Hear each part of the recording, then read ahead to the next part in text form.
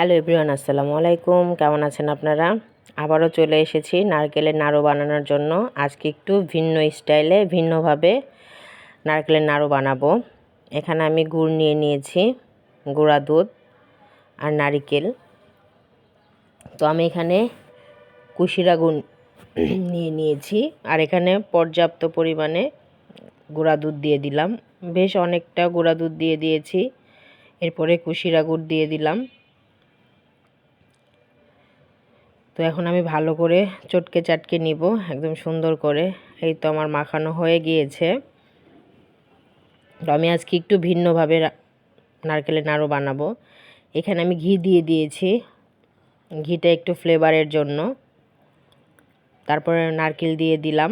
এখন এটা ভালো করে নেড়ে চেড়ে পাক আনিয়ে নিব। তো ভিডিওতে কতটুকু কালার দেখাতে পারছি জানি না। তো এখন আমি এখানে এলাচি ফাঁকি সেটা দিয়ে দিলাম, কারণ এলাচি দিলে এটার ফ্লেভারটা অনেক সুন্দর আসে। এর জন্য আমি একদম ফাঁকি করা এলাচি দিয়ে দিয়েছি। তো তারপর আমি আরও নাড়াচাড়া দিচ্ছি। এদিকে আমি চালটা ভেজে নিব। চালটা ধুয়ে একটু লবণ দিয়ে মাখিয়ে নিলাম।